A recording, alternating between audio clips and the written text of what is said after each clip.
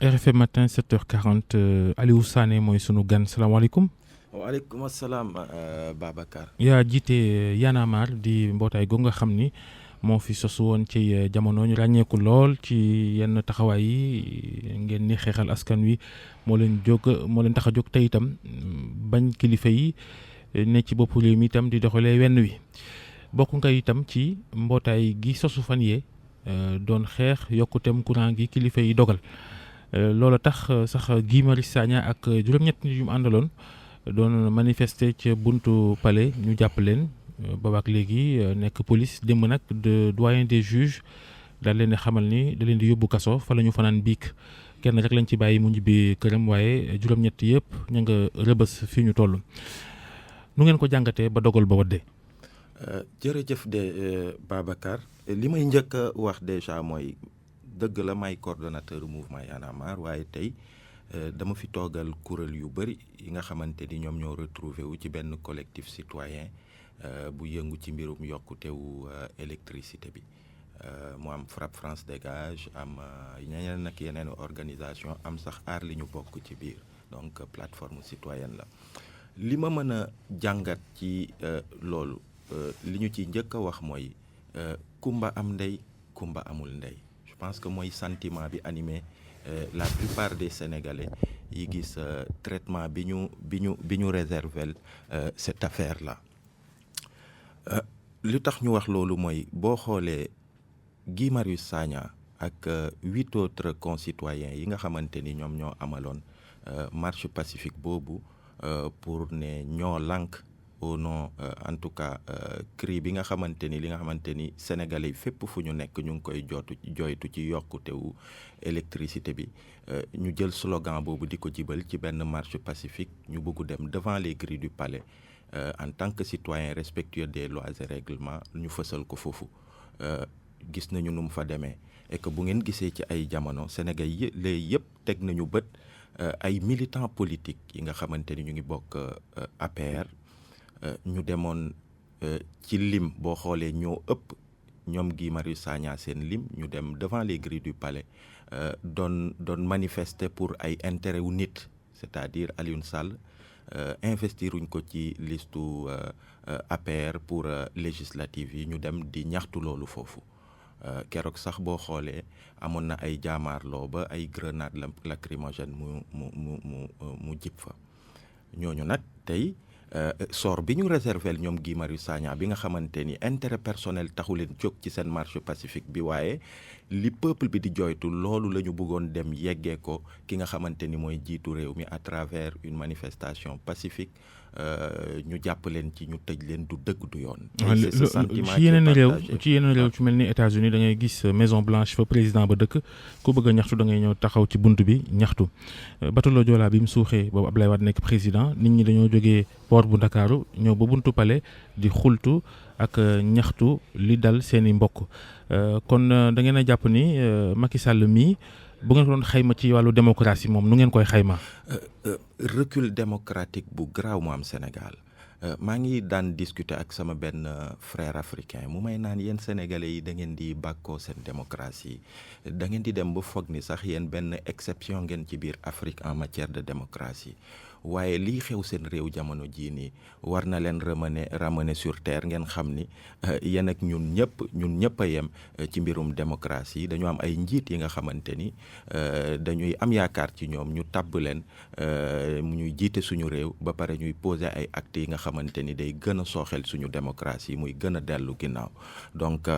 oui président Macky Sall bi sénégalais yi di ko fal en 2012 yaakaaroon nañu ni am na yi nga xamante ni tey duñu ci dellu si waat notamment tey arrêté Ousmane Ngom bi ñuy wax bi nga xamante ni nee nañu moom moo waral suñuy camarades waruñu woon def marche pacifique bi au niveau du centre-ville te gis nañu arrêté boobu ñi nekk ci nguur gi ngànk ko tey on se rappelle d'ailleurs y avait eu des mobilisations pour dire que arrêté bi c'est arrêté bu scélérate la warul nekk et on se rappelle à l'époque d'ailleurs ku mel ni monsieur Youssou Ndour ñëwoon na ci benn marche de protestation contre cet arrêté là pour ak citoyens yëpp ba ñu sànni ko ci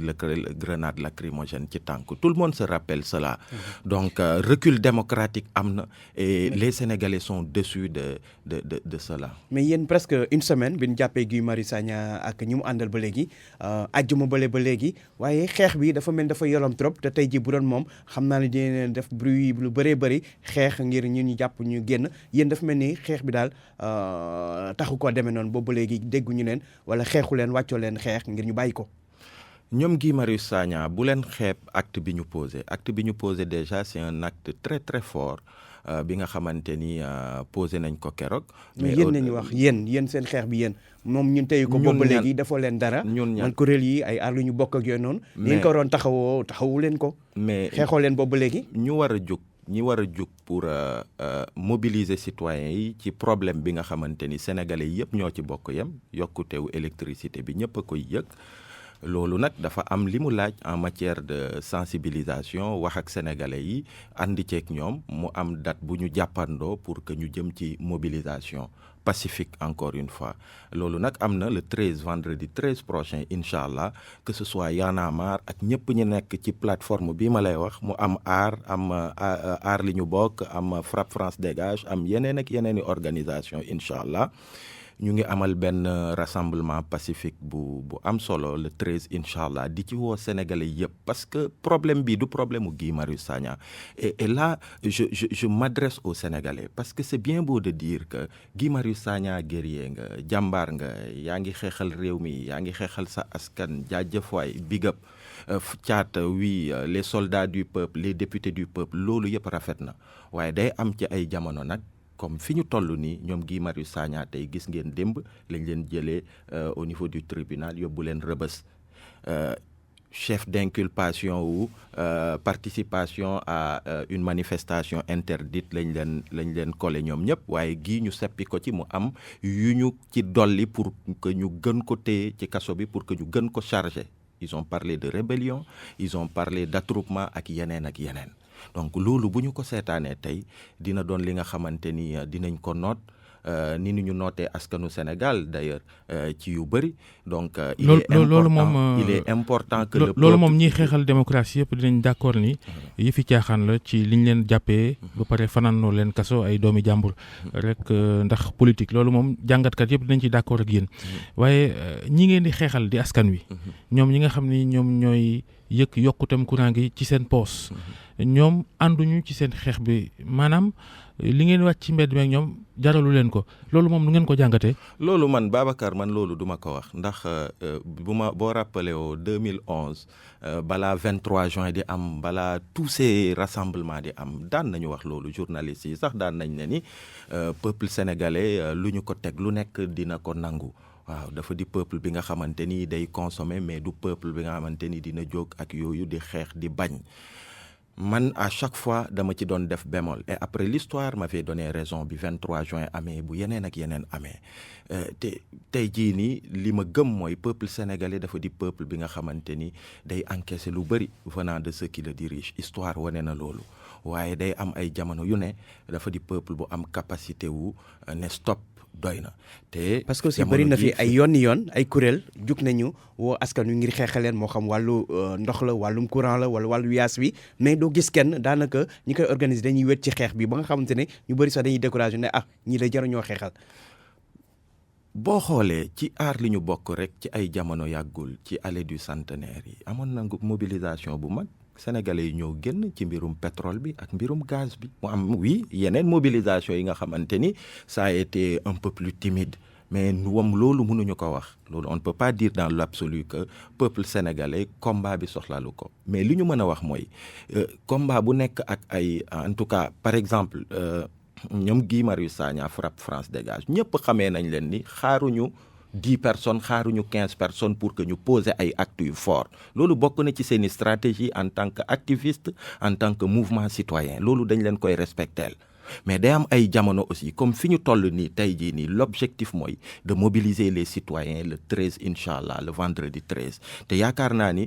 peuple sénégalais bi nga xamante ni tey ñu ngi koy sentir non seulement mu ngi naqarlu te nanguwul yokkutewu prix wu électricité bi ndax électricité bi dafa cher ba pare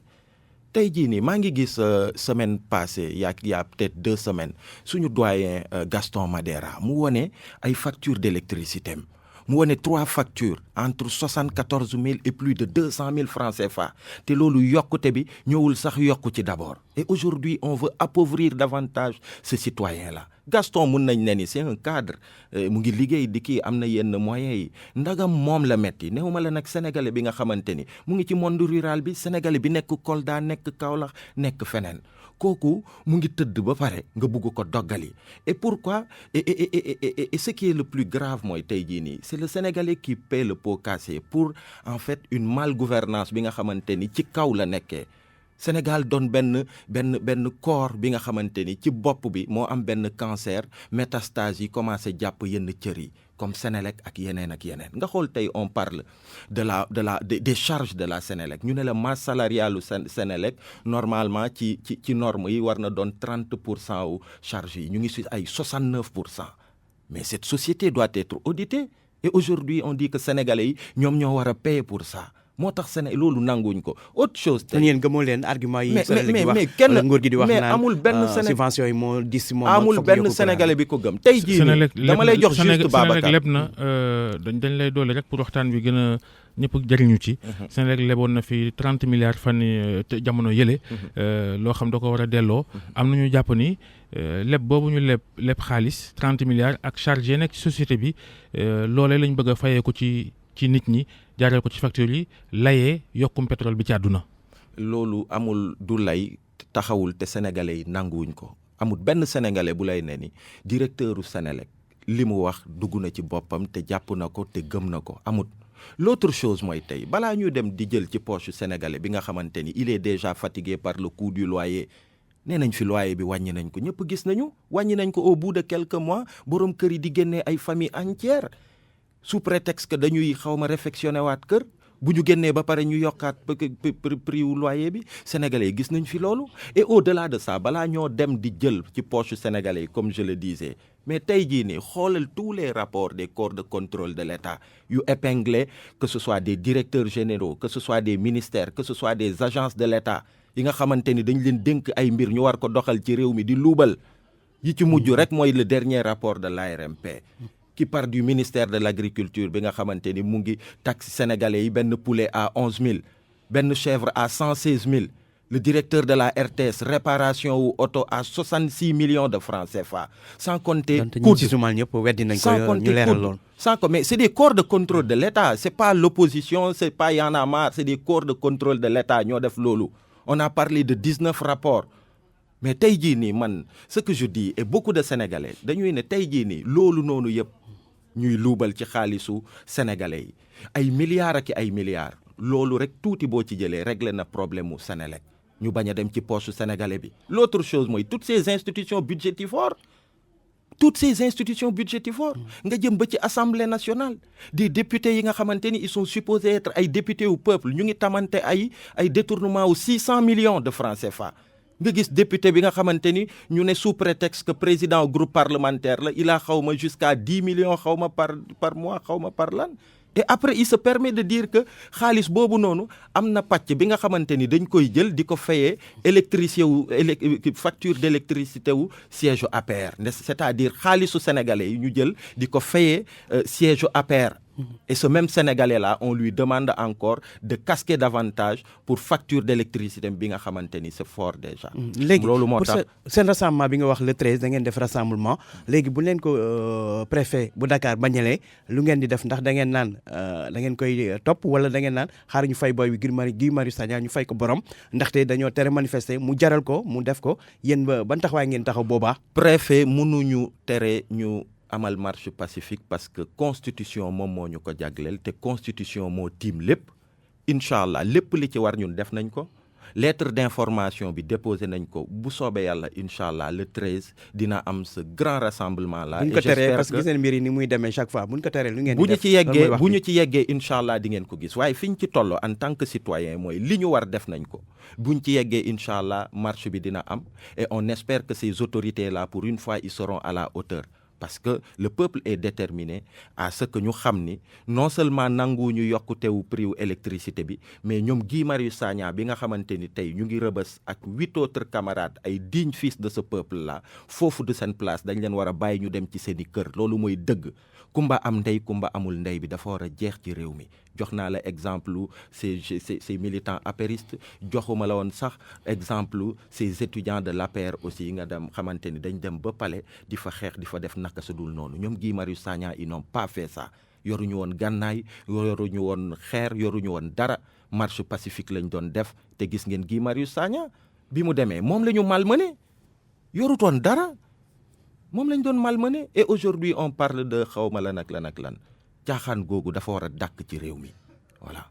Aliou Sané njiital Y'en a marre mooy sunu gantay bokk ci kuréel gi nga xam ni beneen la bu sa sufan yee mook ñoom Guy Marius Sagna ngir xeex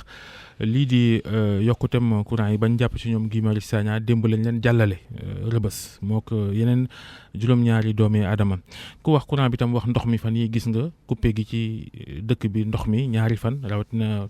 gox yu bëri Ndakaaru grève waa SDE yi nga xam ni gannaaw SDE yoratul ndox mi te ñeneen ñoo war a ñëw ñoom am lu ñuy xultu ba tax daal ñu coupé yëf yi yéen nu ngeen ko gisee itam ku wax lii wax la ca des. non gis nga Babacar Fall am na démb ci benn plateau bi ma nekk ils ont parlé aussi de ci diggante bi mburu bi yokkoon essence bi yokk ak yeneen yi nga xamante ni ciment bi yokk ak yeneen loolu mooy cancer boobu ma lay wax ni ci bopp bi la. ba pare tey métastase yi mooy dem un peu partout ci yaram bi laal loxo bi mooy Senelec laal beneen loxo ba mooy SDE laal tànk ba mooy yeneen ak yeneen c'est une situation bu compliquée bi nga xamante ni Sénégal mu ngi ci la seule résultante mooy ñi nga xamante ni ñooñu la ñu jox suñu réew non seulement suñu koom bi ñu moom ñu jox leen ko ñu war ko gérer. gérer wuñ ko ni mu waree ñooñu du état waa SDE yi grève ba nit ñi amuñu ndox amuñu lu ñu naan amuñu lu ñu sangoo. noo ko gisee. mais moom laa lay wax SDE ça reste une société nationale même bu dee kii nañ ko ñu ne Suez moom mooy ñëw gérer ko et tout mais ça renseigne sur un tableau général bi nga xamante ni Sénégal fa la toll wax naa la waxu Senelec wax naa la waxu leneen ak leneen SDE c'est dans le même sillage et c'est dommage. Macky Sall est-ce que da ngaa jàpp ni falaat gi ko Sénégalais yi falaat erreur la. mais Sénégalais yi malheureusement tey jii nii boo laajoon Sénégalais yi ci bëri ba ci mbirum Senelec bi je pense que Senelec sax bokk na ci argument fortu campagne yi nga xamante ni